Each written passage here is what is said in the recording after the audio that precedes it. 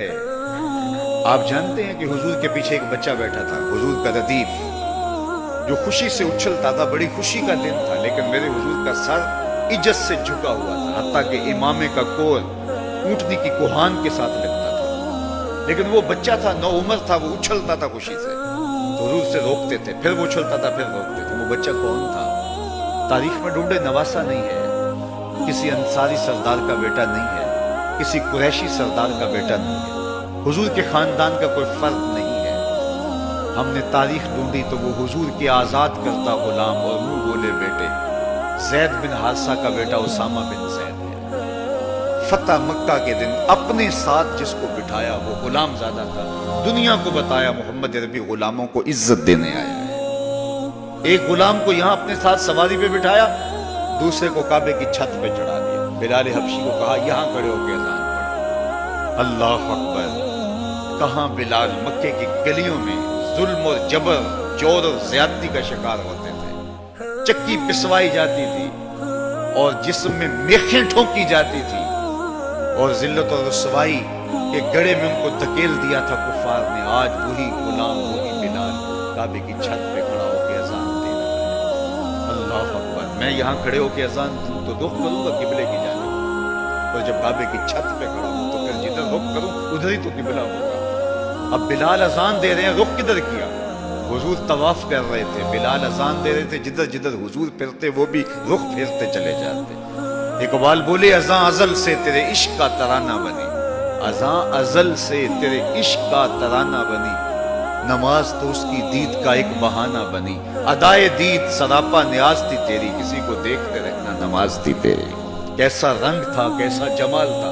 تو وہ طبقے جن کو کوئی پوچھتا نہیں تھا، ان کو عزتوں کی مسند پہ بٹھایا۔ غلاموں کو تو بیڑیوں میں جکڑ کے لایا جاتا تھا، انسان کے اوپر حاکم بنا ہوا تھا، اور انسان کی تذلیل ہوتی تھی، اور میرے حضور کعبے سے مخاطب ہو کے کہتے ہیں کہ تیری بڑی عزت ہے، لیکن فرمایا کہ مسلمان کی عزت، آبرو اور اس کا خون تیرے سے زیادہ قیمتی ہے۔ یہ سبق دیا، یہ درس دیا تو بھٹکی ہوئی انسانیت کو سراغ زندگی میرے حضور نے عطا کی۔ تو اس لیے آج میں اور آپ اس کا شکرانہ ادا کرتے ہیں، اور اللہ کے حضور لاکھ لاکھ شکر ادا کرتے ہیں کہ ہمیں اس نبی کا غلام ہونے کا شرف اور اعزاز نصیب ہوا۔ تو پھر ان کی تذکروں اور ان کی محبتوں کی خوشبو بکھیریں گے، ان کے ذکر کی مہک سے مشام ہستی کو کیوں معطر نہیں کریں گے، ان کا تذکرہ نور بھی کریں گے، اور ان کے بتائے ہوئے طریقہ کو اختیار کر کے اپنی زندگی کو بھی نور نور کریں گے۔ آج ایک طرف ہم اپنے گھروں پہ چراغاں کرتے ہیں، تو میں کہتا ہوں کہیں یہ چراغاں بنیروں تک محدود نہ رہ جائیں، کوئی دیا لے کے دل نگر میں بھی آؤ، کہیں دل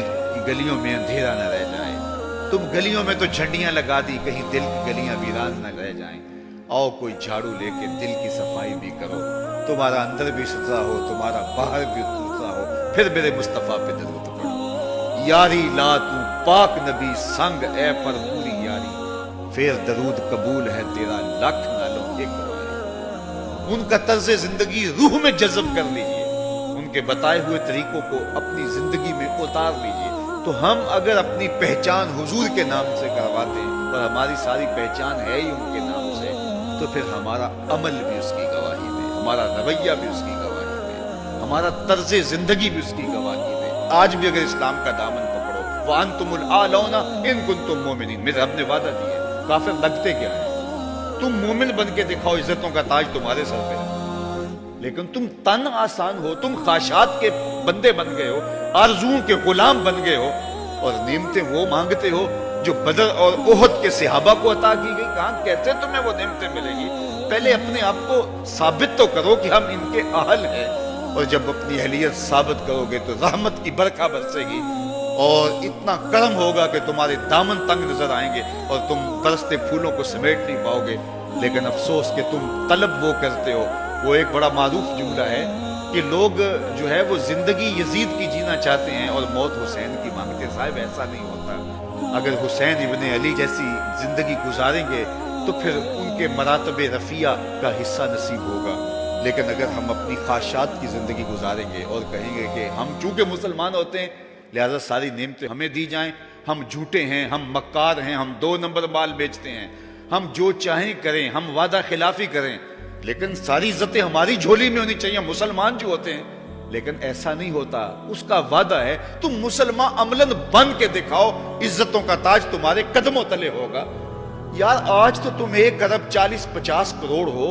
وہ زمانہ بھی تھا جب تمہاری تعداد صرف 313 تھی اور تمہارے پاس تلواریں بھی ٹوٹی ہوئی تھی, لیکن ہم نے تمہیں وہ عزتوں کی مسند دی کہ زمانہ تمہارے اوپر